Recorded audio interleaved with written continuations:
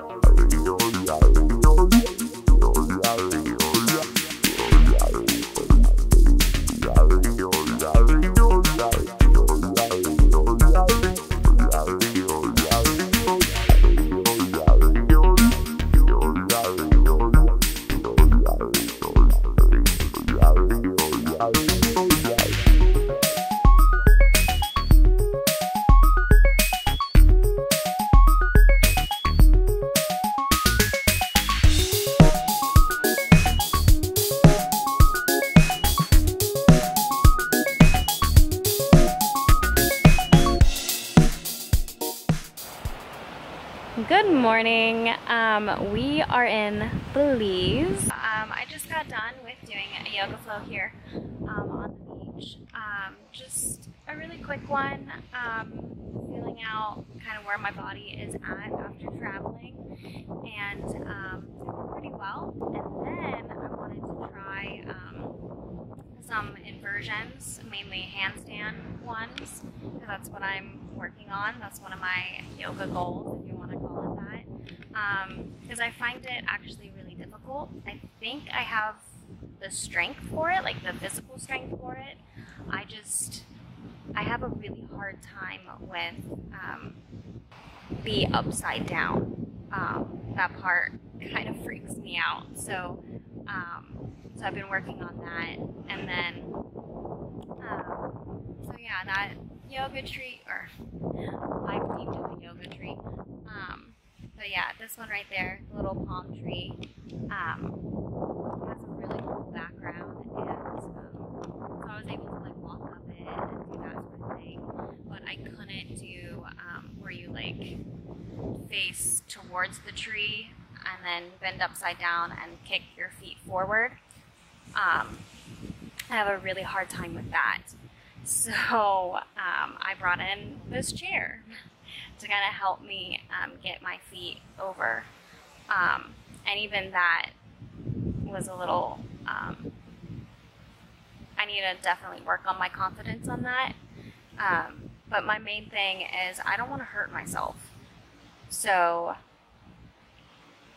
I don't think I have my neck properly in the right place to do it, because I feel like I'm like hunching or like not maybe placing the top of my head where it needs to be to do headstands and things like that. So I'm definitely looking forward to the yoga teacher training so that I can have somebody there who knows what they're doing and be able to tell me what I'm doing wrong, to be able to adjust me and do all that sort of thing. So even if I don't end up teaching yoga, I still want to be able to do yoga properly and not hurt myself. So that's pretty much the main reason why I want to do yoga teacher training, so that I have an actual yoga instructor teaching me how to do it safely and properly, so that I don't throw my back out or stretch a muscle too much. If I know I can do something, I have like so much confidence in myself. But if there's that like inch of self-doubt of like, well, you don't actually know how to do it, so you might be wrong, and that I don't have confidence. It's like this weird dichotomy to my personality. I'm definitely working on it, but yeah.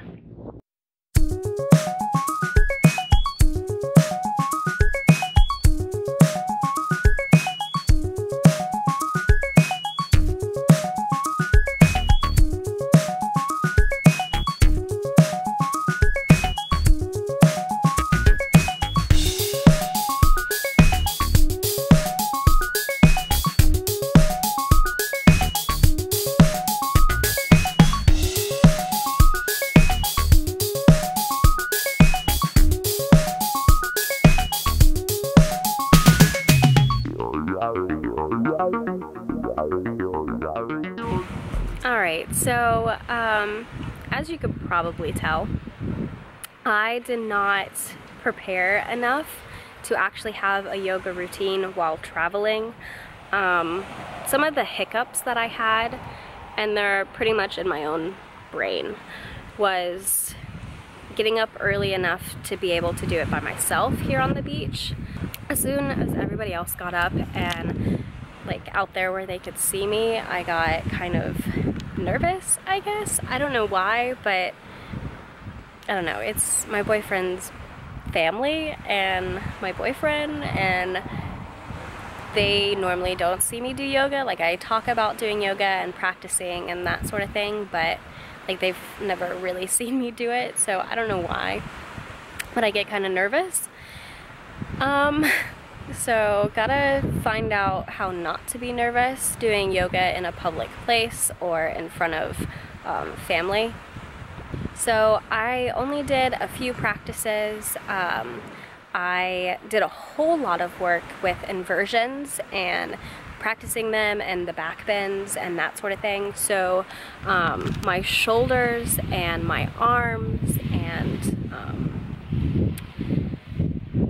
like my back really kind of like I could tell that I've worked it out, which is good because that's progress, and I'm all for progress.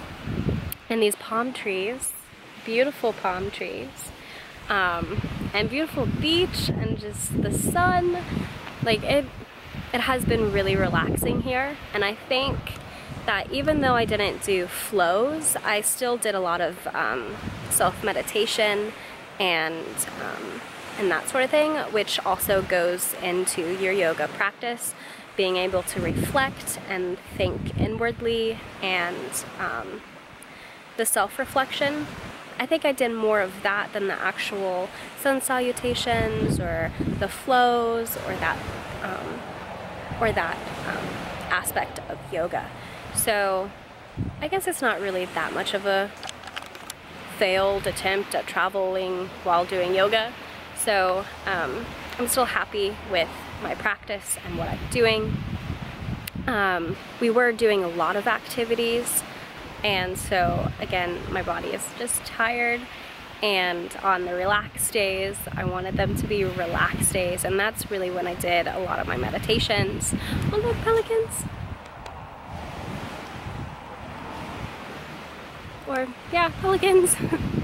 Anyway, so I guess what I'm trying to say is, while traveling, if you want to do your flows every day, get a routine, write it down maybe. For me, it was worrying about them seeing me do it, which I don't know. I don't want to see them like me fall on my face or something. I don't know, but I gotta get over that, and it's one thing that I am working on. All in all, I think I'll be able to travel and do yoga. Of course, you could do yoga anywhere. It doesn't have to be on a beautiful beach. It could be really anywhere you want it to be, and that's the beauty of yoga. You don't need weights. You don't need a special room. The ocean is really nice because of meditation and being able to just breathe in the salt air and hear the waves, and it's very relaxing. So that was a really good plus.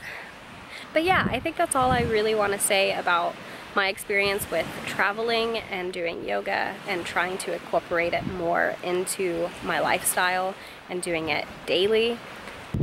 This trip has been so much fun, and we went scuba diving, and okay, so I did want to mention that. Scuba diving, you have to only breathe through your mouth, in and out, okay? Because you have your mask and then your regulator, and you have to breathe in and out through your mouth.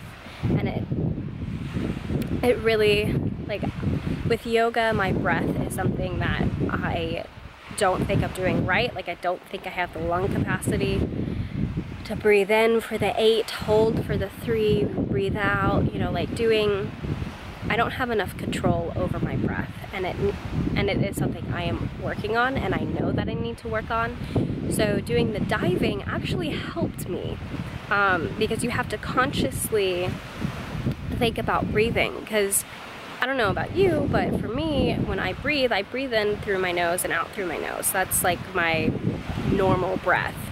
In yoga, you breathe in through your nose, out through your mouth, and you know, that sort of thing. And then in diving, it's only through your mouth, and you have to make sure that you're continuously breathing. Don't hold your breath under there because of the, you know, the lungs. And so, point short, scuba diving actually really helped me know how to think consciously about my breath in a physical activity. Yoga is a physical activity, and sometimes you lose control of your breath.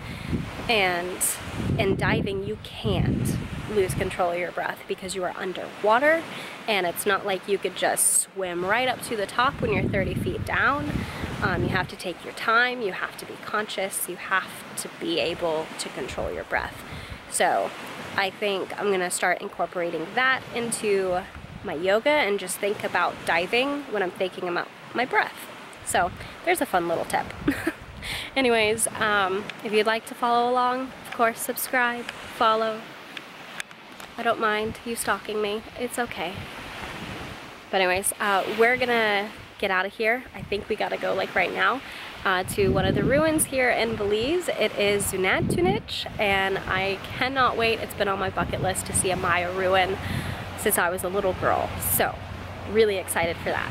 Okay, bye.